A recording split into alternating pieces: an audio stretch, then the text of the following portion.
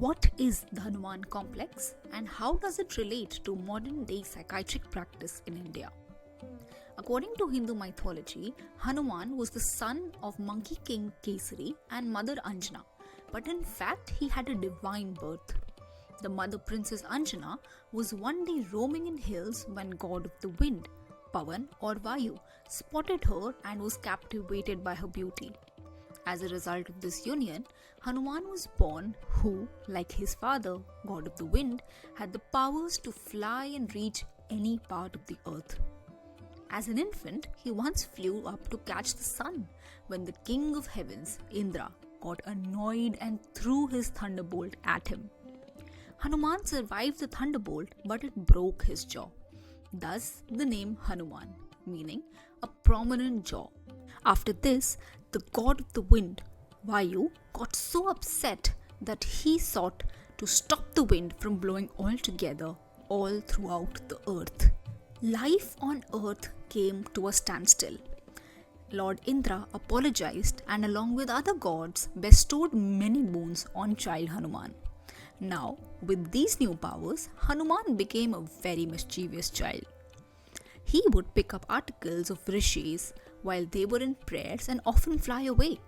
This would greatly annoy the rishis and they threw a curse at Hanuman that he will lose his powers to fly. Hanuman was naturally very upset, and when he told Mother Anjana about it, she pleaded with the rishis for forgiveness.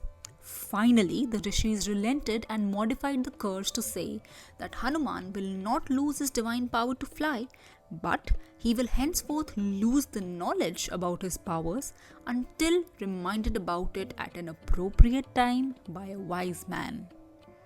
Cut to many years later. Those of you familiar with Ramayana would know that a time comes when King Sugriv, a monkey king and the friend of Lord Ram, was sent to a mission to search for Queen Sita, wife of Lord Ram, who had been kidnapped by the demon Ravan to Lanka. The monkey party, headed by Crown Prince Angad, Hanuman and others, reached Land's End and faced the sea across which the island of Lanka is present. They are all quite despaired to see the intervening sea. Jambvan, an aged bear and the senior most member of the party, says he could have done it in his youth, but now not so much. Then Jambvan turns to Hanuman and says, "Why are you sitting so silent and dejected in a corner? Do you know who you really are? You are the Pavan Putra, son of the god of the wind. You have the power to fly and reach any corner of the earth.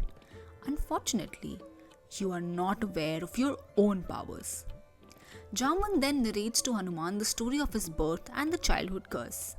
Listening to this, Hanuman gets back his powers and confidence. He assumes his great size and flies to Lanka, meets Sita, and the story of Ramayana continues. In the further story, Hanuman does many more heroic deeds like bringing Sanjeevani herbs from the Himalayas for the revival of Lakshman and so on. But it is the intervention of Jambvan which transforms Hanuman into a great hero for the rest of the Ramayana. Now, let's travel in time to the year 2004 when, in an extraordinary occurrence, the Indian Journal of Psychiatry published an article called as The Hanuman Complex and Its Resolution, an illustration of psychotherapy from Indian mythology.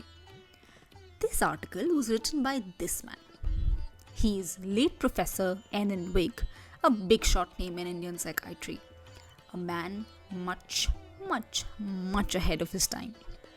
He wrote extensively about integrating India's rich cultural and mythological heritage with modern day science, especially applying it to psychology and psychiatric practice. In his seminal paper, he referred to the part of Hanuman's story where Hanuman was unaware of his true potential as the Hanuman Complex. By this complex, he meant to emphasize 2 points. Firstly, he mentioned that when dealing with a patient or a person who had lost confidence and felt incapable of facing life's challenges, he would often share this story. He noted that most people were already familiar with it, which made it instantly relatable. Next, he would then highlight the idea that the power to transform one's life resided within the person. However, due to illness, infirmity, or any circumstances, and the resulting veil of ignorance, the person had temporarily lost awareness of his own abilities. Just as Hanuman had to overcome his self-doubt and recognize his true potential, the person too needed to rediscover their inner strength.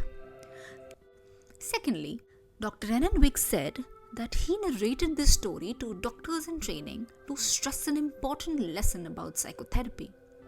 He advised the therapist that they should not assume that the power to change a person's life lay with them.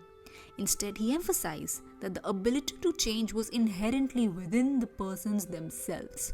The role of the therapist, he asserted, was similar to that of Jambwan, whose task was to help the person reclaim their lost confidence and realize their potential once again.